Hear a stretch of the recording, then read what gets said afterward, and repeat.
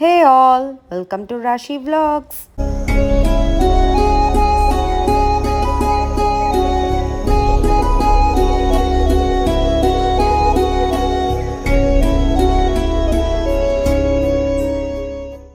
எல்லாரும் எப்படி இருக்கீங்க?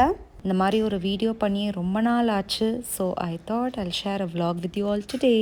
ஓகே, இந்த பாஸ்ட் 1 மந்த் பார்த்திங்கன்னா இந்த வெக்கேஷனில் ட்ராவல் ப்ராப்பராக ஃபுட் எடுக்காததுனால ஹேர் வந்து கொஞ்சம் ரொம்பவே ட்ரை ஆகிடுச்சு.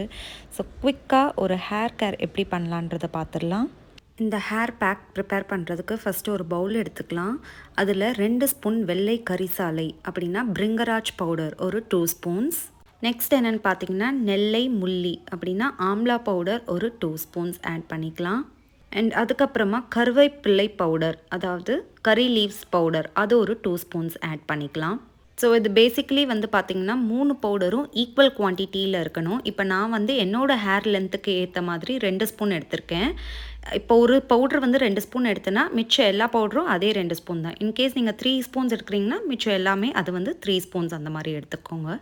இப்போ வந்து பார்த்திங்கன்னா இந்த குவான்டிட்டி ஆஃப் பவுடருக்கு தேவையான அளவுக்கு வாட்டர் நம்ம ஆட் பண்ணி ஒரு நல்ல ஃபைன் பேஸ்ட்டுக்கு மிக்ஸ் பண்ணி எடுத்துக்கலாம். ஓகே, இந்த அளவுக்கு மிக்ஸ் பண்ணிவிட்டு அண்ட் லாஸ்ட் இன்க்ரீடியண்ட் வந்து பார்த்திங்கன்னா கோகோனட் ஆயில். நீங்கள் எந்த கோகோனட் ஆயில் வேணால் எடுத்துக்கலாம். அதே ஸ்பூனில் 2 ஸ்பூன்ஸ் அளவுக்கு ஆயில் ஆட் பண்ணிவிட்டு நான் மிக்ஸ் பண்ணிக்கிறேன்.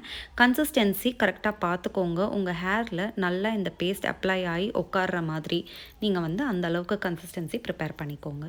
இப்போ நெக்ஸ்ட் வந்து ஹேர்ஸை நல்லா டீடேங்கிள் பண்ணிக்கலாம். அதாவது சிக்கு சுத்தமாக இல்லாமல் எடுத்துட்டு நீங்கள் அப்ளை பண்ண ஸ்டார்ட் பண்ணிக்கணும். பார்ட்டிஷன்ஸாக நீங்கள் வந்து பிரித்து நீங்கள் அப்ளை பண்ணிக்கோங்க. அப்போ தான் ஃபுல் ஹேருக்கும் கவரேஜ் ஆகும்.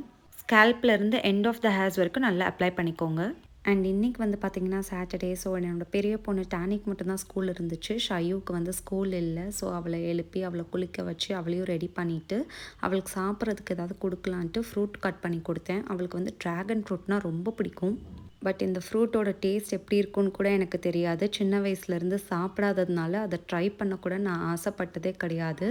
பட் வந்து இது ரொம்ப ஹெல்த்தின்றதுனால என்னோடய 2 பசங்களுக்கும் நான் ப்ராக்டிஸ் பண்ணிட்டேன் சாப்பிட்றதுக்கு. அண்ட் எஸ், ஹேர் பேக் போட்டு 45 மினிட்ஸ் கழிச்சு ஹேர் வாஷ் பண்ணி பார்த்தா என் ஹேர்ஸ் வந்து ரொம்ப சாஃப்டாக நல்லா இருந்துச்சு தொடுறதுக்கே. இந்த ஹேர் பேக்கோட பெனிஃபிட்ஸ் வந்து பார்த்திங்கன்னா ஹேர் ஃபால் நல்லா கண்ட்ரோலுக்கு வரும்.